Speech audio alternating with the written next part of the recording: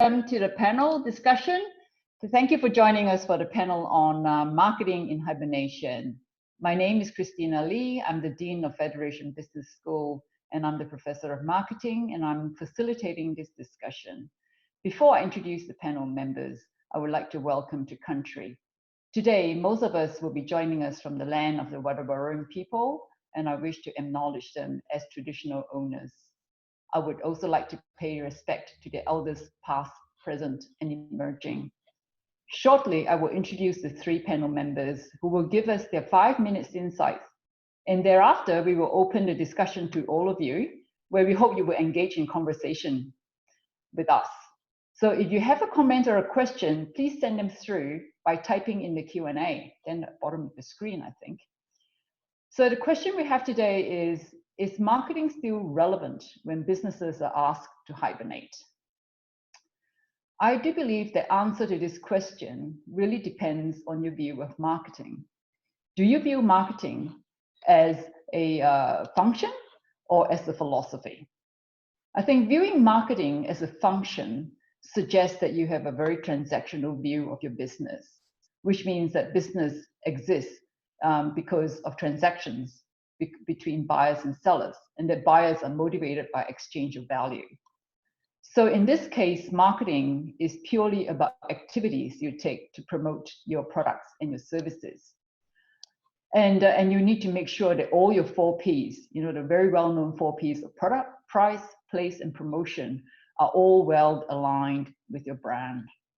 Now, thinking of marketing as a function or as just the 4 Ps will only frustrate us because we may not have the liberty to physically do anything at the moment because we are in a period of hibernation, of inactivity. However, to me, I see marketing as a philosophy, or you can think of it as a mindset or a perspective, whatever you like to call it. But if you view marketing as a philosophy, it centers our business on fulfilling customers' needs. That is about being empathetic, about building relationships, being authentic and genuine in our desire to fulfill customers' needs. I do believe if this is the underlying philosophy that motivates our existence, it'll be easier for us to think about marketing while in hibernation. So with this as the backdrop of our panel discussion, I'd like to introduce to you the panel. First up is Dr. Ben Wills from Federation Business School. And Ben's research and teaching is focused on the potential of innovation and entrepreneurship to unleash positive social change. And Ben will share his perspective on the importance of being entrepreneurial in the current situation. Next, we have Andy. Andy is the strategy director at the Lab Insight and Strategy, a market research company. And she will share insights into the shifts in consumer values and behavior over time. And last but not least is Jordan. Jordan is the director of JRM Social. Jordan is a social media and digital marketing expert who will give us her perspective on how we can continue engaging with our current and potential customers and other stakeholders through social media. Okay, over to you, Ben. Thank you, Christina.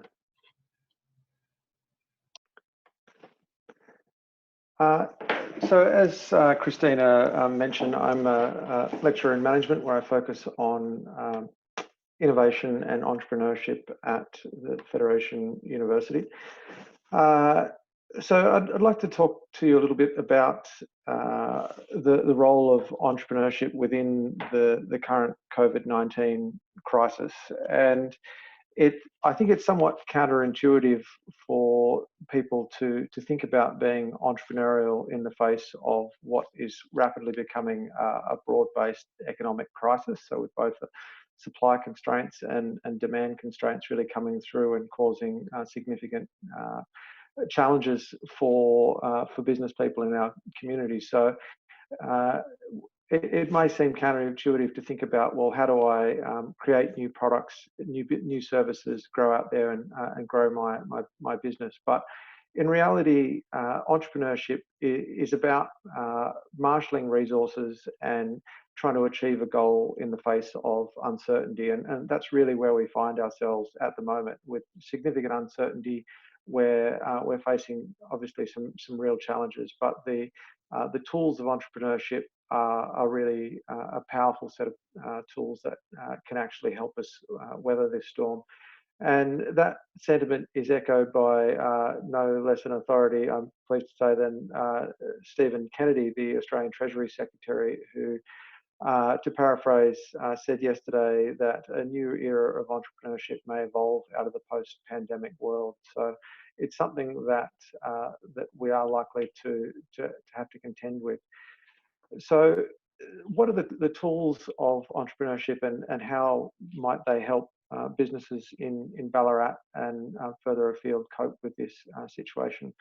I think, first of all, similar to Christina's comments about marketing being a mindset, I think being entrepreneurial is also a mindset, and thinking like a startup. So a startup really exists to discover a sustainable business model. And many businesses are finding right now that their current way of doing business isn't sustainable in the current conditions. So we need to work to find a sustainable business model within that climate. But we're not alone in that process. As existing businesses, you all have a tribe, you all have people around you, you have suppliers, you've got customers, you've got your support networks, accountants, your mentors, etc. And reaffirming those networks in the same way that an entrepreneur starting out might reach out to their networks to help them boost their fledgling business. For existing businesses right now, reaffirming your networks and really looking to see how they can help you weather this storm, but also how they can help you understand what a new direction for your business might be. And that especially holds true for customers, and understanding the change needs of customers. The name of this series is Connect, Evolve and Recover. So focusing on that connect element, really reconnecting with your customers at this point and trying to gain a deep understanding of their changed circumstances will give you insights into how you might be able to restructure your operation to service their changed needs. And the tools of empathy mapping, if you want to look that up, are really a useful way to go about understanding the needs of your clients in not a superficial way, but really at a deep emotional level.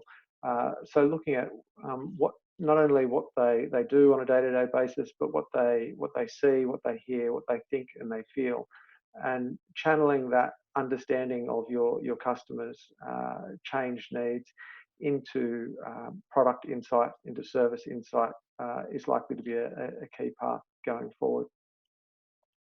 And then how to evolve that understanding, that changed understanding of your customer's circumstance into a viable product offer. I'd suggest that the development of a minimal viable product is a useful way to think about how you might begin to change your business and move forward. So essentially, a minimum viable product says that, for example, if we wanted to the end state was design a new car or design a car, we don't start out by designing a wheel and then an axle and so forth. Instead, you want to design a product that actually has use now, but gets you on your path to your goals. You might start with a skateboard, scooter, bicycle, motorbike, etc. So the point there is really to what product can you build on and offer into the marketplace now that may get some traction. It might be basic, it might be focusing on online sales if that's possible, or takeaway orders, home deliveries, offering a virtual experience, but as incremental steps that you can use to move forward. And the key points here is that you need to focus on the functionality of those items as the first and foremost, and the finer grain detail about those products that those new services, those new products can come a little bit later. So the design, for example, but in the initial stages, focusing on functionality, what actually works in the marketplace. Can you deliver it in a reliable manner? For example, does the bandwidth of the internet enable you to deliver your service in a reliable manner? These are the sorts of concerns that we really need to be focusing on now. As we move through this process, it's obvious that the world around us is changing rapidly. And while businesses need a goal in order to orientate themselves, a mission statement, a vision statement, and it may make sense to hold on to your existing mission statement and vision statements in order to orientate your business. However, the tools of entrepreneurship, including agile entrepreneurship, may enable you to reach that goal through altered means, or it may take you into a whole new direction for your business that you hadn't previously factored in, but it is nonetheless going to be viable into the future. So yeah, there's some thoughts on the key aspects of entrepreneurship around really tapping your existing networks, focusing on understanding your customers' change needs, and then developing a product offer that is that you can quickly deploy into the marketplace, and being receptive to change while still focusing on your core business goals would be a sum up the key points.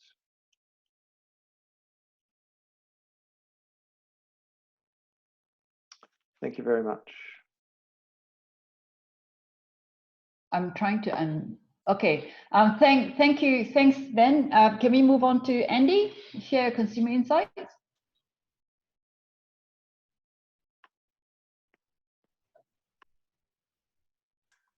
Thanks, Christina.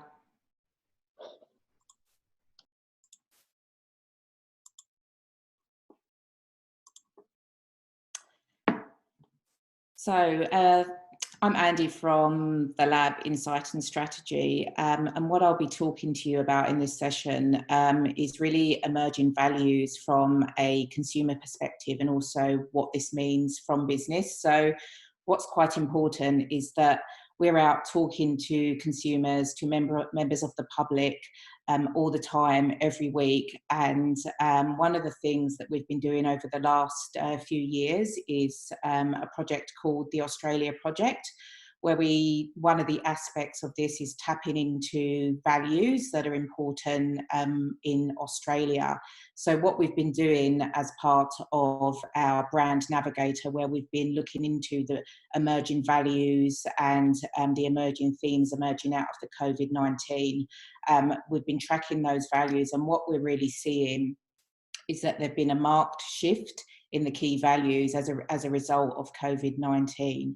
So you can see there, compared to the top 10 values in 2019, we're seeing some marked changes. So we're seeing safety coming right up to the top there. So it was initially in second place, but a big shift in terms of the percentage of Australians who are really seeing safety as a key value. And what's also interesting is that independence, fairness, knowledge and resilience are also coming up into the top 10. And resilience in particular, which was outside of the top 10, has really come to the fore as people move into this survival mindset. And what's also interesting is that empathy is a value that had been tracking upward for the past few years, and this has actually dropped down in relevance. So what does this all mean? So we're seeing those values that are rising, they really paint a picture of self-survival and protection. So with safety coming up, with that resilience and with that resourcefulness in particular, moving up from at the lower end of the values right up there into the top 10 or the top 15. So it's really speaking to safety and our ability to live how we want to, and that independence as some of these aspects of life are threatened. And then conversely, empathy has fallen alongside open-mindedness and self-acceptance. So it's important to point out that this data was collected a couple of weeks ago, and what we're doing as part of our COVID-19 brand navigator is tracking these values to see how they change as things progress. But what we've seen so far is that there is a big rise in those values that are really self-focused, and then the other focused values looking outwards have fallen. So we've seen that we're in a survival mindset. And then within this divergence of these values, there have been 3 additional values that have arisen as a result of COVID-19.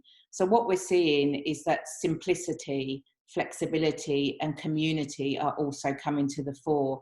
So as we've been talking to people and to consumers, we're seeing them talk about the importance of an uncluttered and easier life, decomplicating our lives and living a happier, simple life. That ability to adapt and to change quickly also rising in importance. So finding new ways of doing things. And interestingly, although empathy for individual others has taken a back seat, what we are seeing is that people are feeling community is important. So helping people feel part of a bigger whole and feeling part of something bigger to get through this together. So what does this mean for businesses? So what we're seeing is that Australians have mentioned a number of themes related to what they want to see from businesses at this time. So the first of those is around taking action, so not being silent at this point in time. There's also a sense of relevance, so talking to me only if it makes sense from me to hear from you, and also a sense of empathy as well, so understanding the situation from my point of view. And I'll just go through each of those in a little bit more detail. So Australians do want to see brands and businesses take action, so they want to see them not just talking, but meaningfully helping, doing, and using their resources for good. So at a top level, this is putting people beyond profits, taking responsibility for staff and public safety, using resources for the benefits of society. Being helpful is also important, so creating new resources to help people through, opening up additional access to products and services, offering mental, physical or practical support. And we've seen this a lot in the fitness industry with gyms moving their offer online through apps and through 3 free exercising services. And then adapting to the new normal, so creatively pivoting business models, providing new services to those living in lockdown. And then the final 2 around relevance and empathy are intertwined. So without demonstrated empathy to the situation, communication can come off as insensitive or profiteering. So it's interesting, although empathy has dropped as a value between individuals, people are expecting to see that empathy coming from brands and from businesses. So they want businesses to show care, show an understanding of the impact of the crisis, coming together, so promoting a sense of solidarity, putting aside self-interest and competition. And you can see this where companies come together to produce something together rather than acting in a competitive mindset.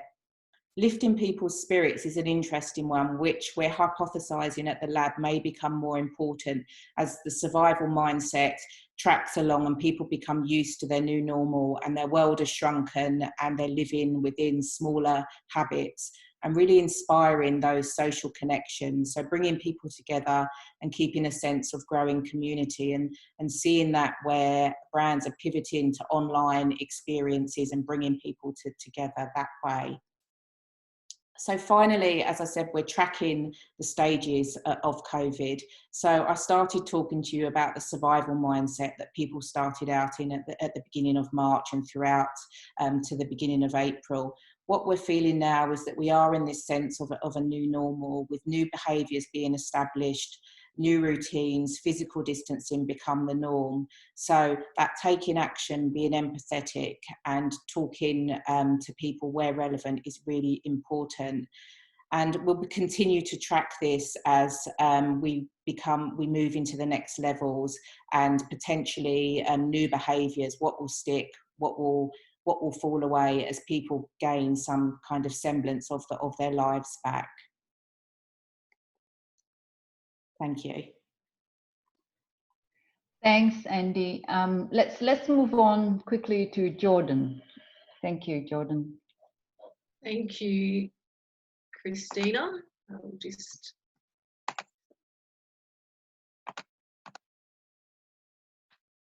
Okay, so I'm going to have a chat about social media and digital trends that we're seeing at the moment. I'll try not, there's probably a few things that may have already been covered in the previous, so I'll try to sort of just skim over those. So as Andy was sort of talking, obviously consumer behaviour is changing, what people are looking for is changing, and not surprisingly, we're seeing a big change in our digital behaviour as well. And mainly increases across the board. Now, digital behaviour is something that has been on the increase for 4 years now. You know, social media usage, internet usage, all of those have always been on the rise. But what we've seen in the last couple of months has been a big jump again in those usage stats. So the biggest behavioural changes we're seeing so far is that obviously there's a big jump in digital activity, and that's especially true in countries with stricter lockdowns, so including Australia. We're seeing significant increases in social media use with video calling taking centre stage. So while video calling's obviously been around now for years, it hadn't been utilised like it obviously is in this current situation, and it certainly, you know, really wasn't being utilised socially as much and in large groups, and, you know, connecting with family and friends, and using it for entertainment as well. We're seeing a growing adoption of e-commerce. So again, something that has always been rising, but we're seeing another spike again in that, particularly for groceries and other essential types of goods. People are shopping more online and having those, and that probably comes down partly, you know, to lockdowns and the ability to shop online, but also from that safety perspective that Andy was discussing is becoming more and more important to people at the moment. There's been a big increase in the amount of time spent playing video games and watching esports with no or very little actual sport to watch. People are taking to virtual sport. We're seeing some unexpected opportunities for digital advertisers because of all of this, including, I mean, with Facebook, there's talk that it's sort of 15 to 25%, but some other modelling is actually showing it's up to 50%. That Facebook's impressions, the cost per impression has fallen dramatically. So it is actually becoming even more cost effective to market if you have that budget. But the other great thing that we're seeing on Facebook, which is for the first time in a very, very long time, we've seen organic reach actually increase, which with everyone's marketing budgets being slashed, presents an opportunity to really connect with the consumer without spending those dollars on your online advertising. The use of connected devices has jumped, again, not surprisingly, and I've already touched on the organic reach on Facebook. So specifically to the social trends, there's been a lot of surveying done by big digital companies at the moment, one of the biggest ones that was done showed that 76% of internet users that were surveyed are spending more time on their smartphones. 47% of them are spending longer on social media, and of that 47%, it was about 26% said they're spending significantly more time on social media. You know, people have time on their hands at the moment. So there's been a dramatic increase in socializing via digital platforms, which I touched on before. And out of this stats, what we're seeing is women at the moment are more likely to have increased social media activity.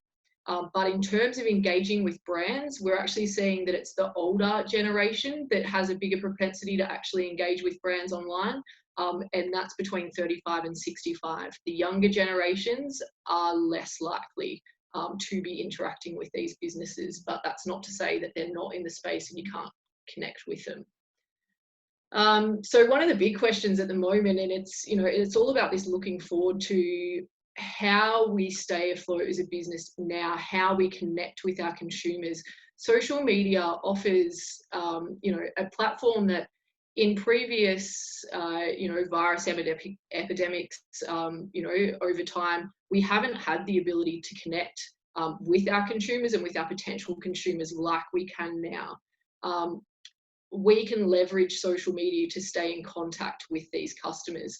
A big question that people in my industry are asking at the moment is video calling actually going to be the future of social media?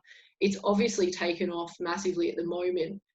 There is a school of thought that with the amount that we're using it and for how long we're going to be using it for, all of the key barriers to trial and adoption will have been overcome, and we're expecting that we're actually going to see both social and business using video conferencing going forward. Once we come out of lockdown, we think that this will be a trend that will, to some extent, stay. So what does all of this mean for your business? Well, the first point is that your customers are looking to engage online. Now, whether that be with their friends or with businesses, they're looking for something to do. They're looking for content, and they're looking for social interaction. So lockdown doesn't mean that you can't interact with your existing and or potential customers. We need to be looking at our businesses and sort of asking the question, will the customers we had before this still be the customers that we have after it? Will our business change? Is there an opportunity to attract a new target market? Staying in the forefront of your consumers' minds will be a really important step in your road to recovery. So, what you're doing now will potentially look at what your recovery will look like. If you're not interacting with your customers, if you've gone into hibernation, and by hibernation literally just gone to sleep, and you're not in contact with your consumers, you're not going to be at the forefront of their mind after this. And I know it's really hard to keep motivated to do that, particularly when you may not be able to find a way to monetize that interaction at the moment. But I think providing your customers with that interaction engagement, reminding them who you are, giving them relevant experiences will be really important through this to keep in the forefront of your consumer minds. So, we're seeing it locally, we're seeing it all over the place. What experience can your business offer people in lockdown? We're seeing the hospitality guys, they're delivering, they're doing takeaway. Many are looking to provide events online. So, virtual experiences that people can still enjoy from the comfort of their own home. The barrier to doing this on even a Friday or a Saturday night has gone. People are at home, they've got nothing else to do. They are looking for entertainment, and they're appreciating businesses who are trying to keep active and who are trying to provide something.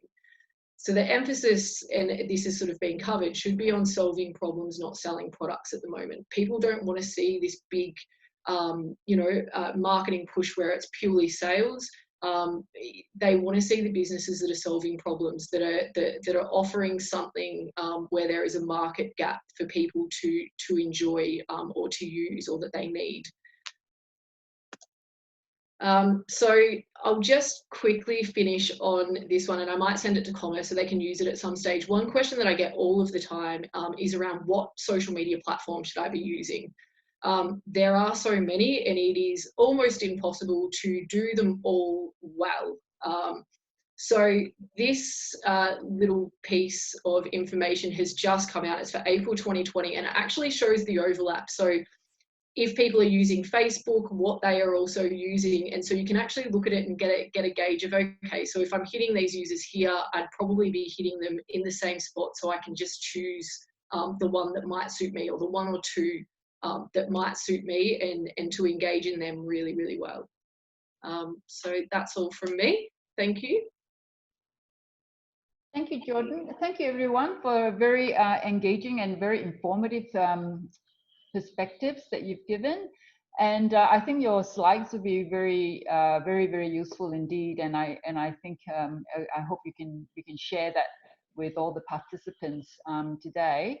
I wonder whether there are any questions from the people who are participating in this panel, in the panel discussion. Do we have any questions?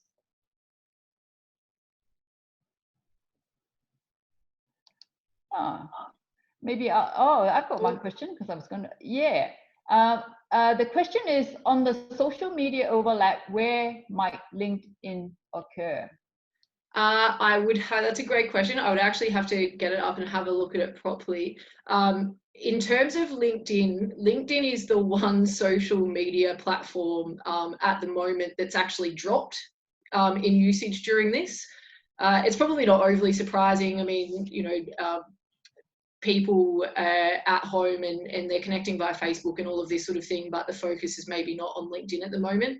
LinkedIn, I would still recommend using it, even though it probably overlaps.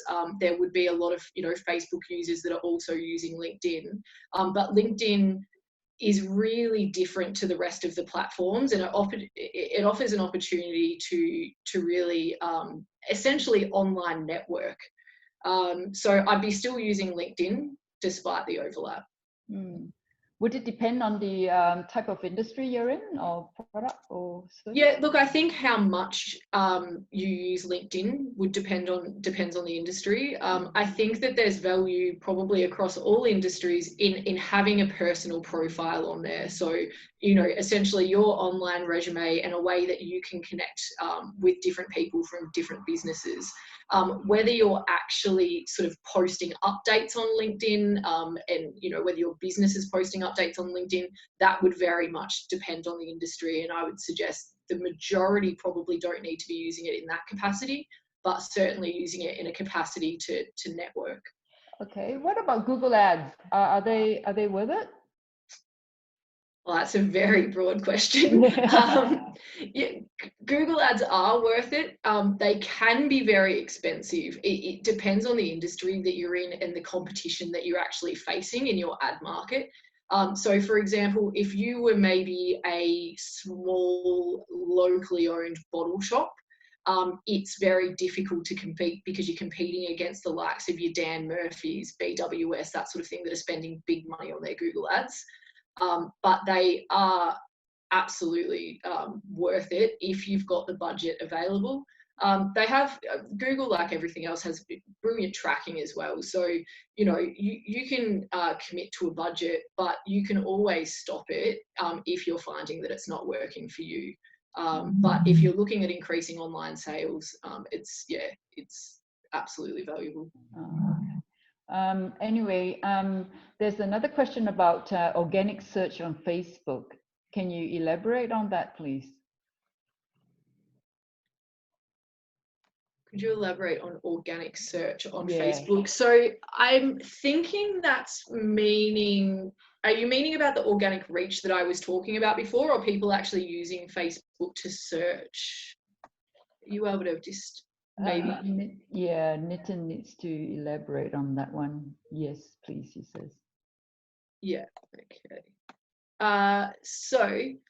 Yeah, in terms of organic reach on Facebook, Facebook's algorithm changes frequently. I think many people would be aware of that or hear that said all the time. Basically, Facebook's algorithm, in a short version, is the way that they show you information, the way that they show you posts. So every day, each of us on Facebook have something around 15,000 pieces of content that could be put into our news feeds. So it's a huge amount of content, and Facebook can't show everyone that content, obviously. Otherwise we would go crazy and we would stop using it. So what Facebook do is they use an algorithm to basically assess what they think you're interested in seeing. That's done generally by our behavior on social media, the sorts of things that we read, the sorts of things that we consume, but also the things that we interact with, and even the people that we interact with. So Facebook won't show you the post from all of your friends even, let alone from all of the businesses that you follow. So as Facebook changed that, what we've been seeing over years is a drop in our organic reach. So a drop of when you post something, how far that actually gets out organically without spending money. Reach gets higher or increases as people actually interact with the post. So as they like it, as they comment, that interaction will grow as well.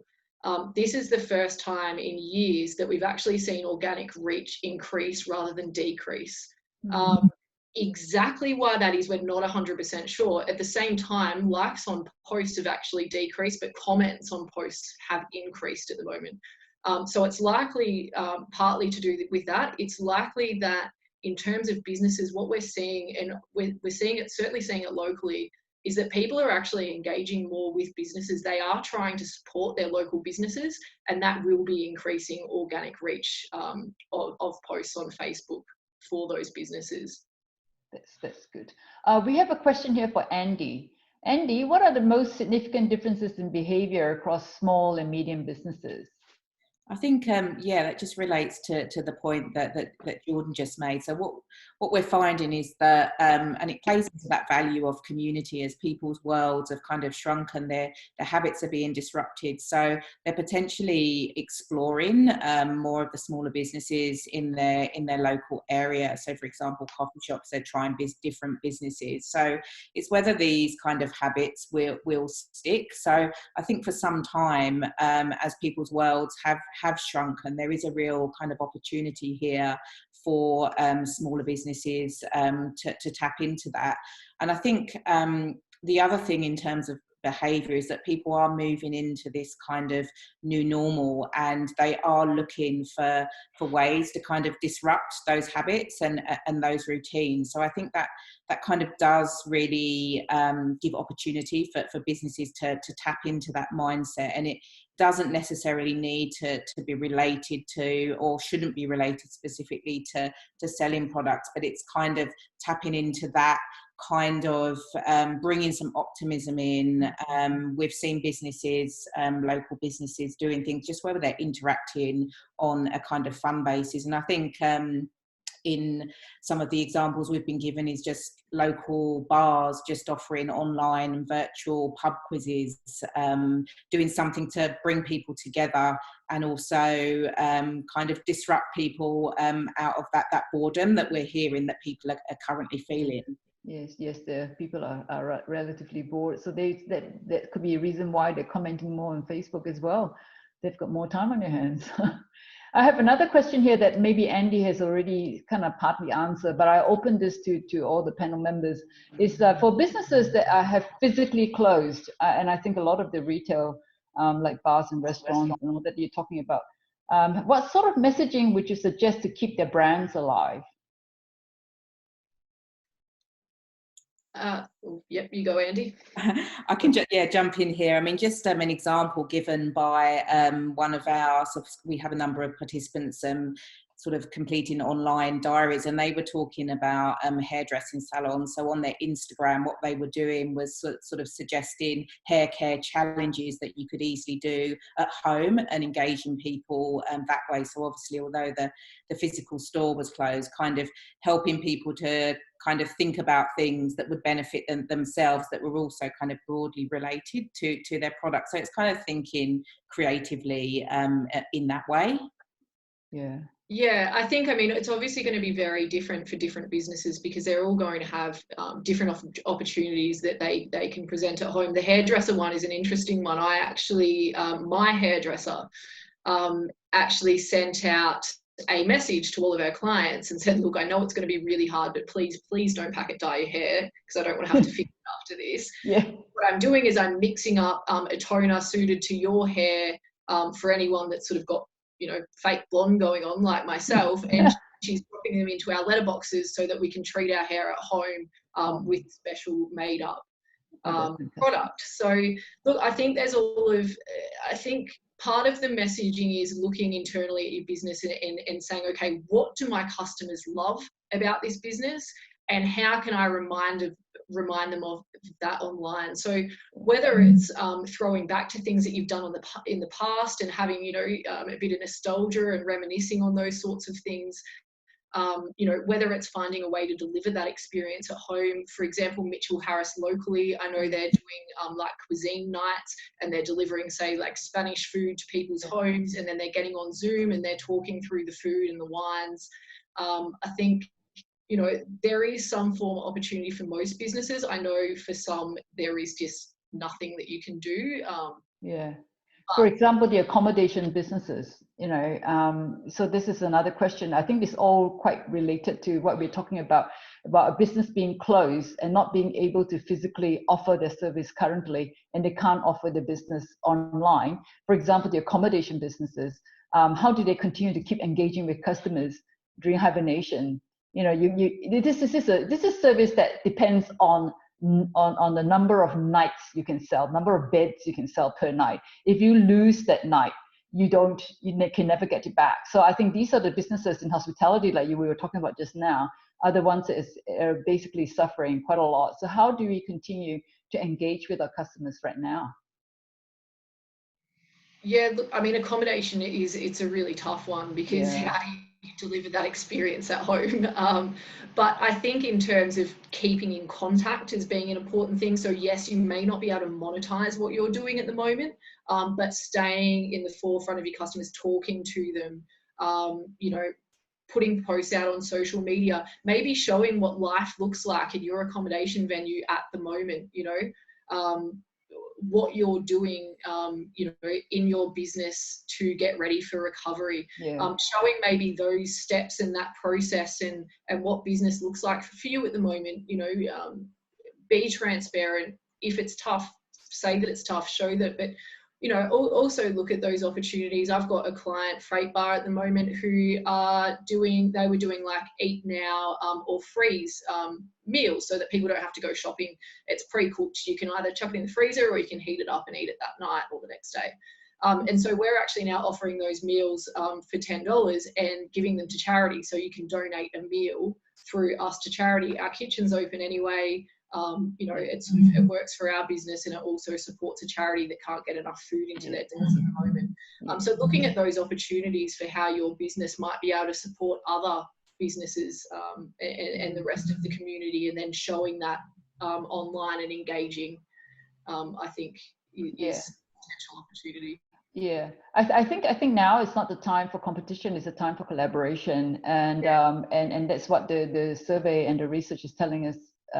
Is most important in the minds of the people right now, which is why I do believe that there's a question here that talks about whether the approach can be any different for non-profit organizations, and I would suggest that it's probably not any different for non-profit organizations. What do you think?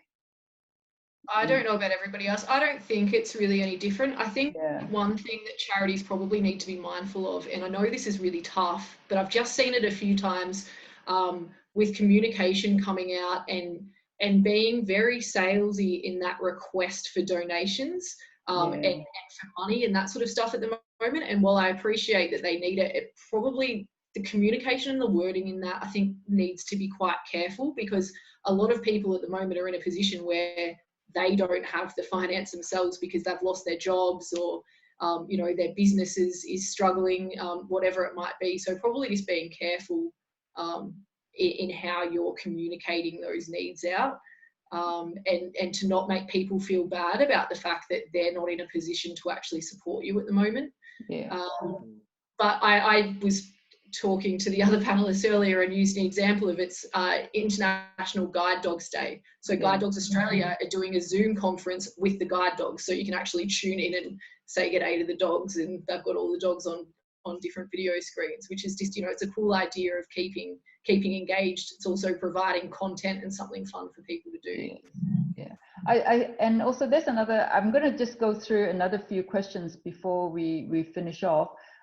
There's one about physical therapists, the masseuse and all those people who can't do physical therapy with their clients. They have to close the doors indefinitely until we reopen. So what can these people offer their clients?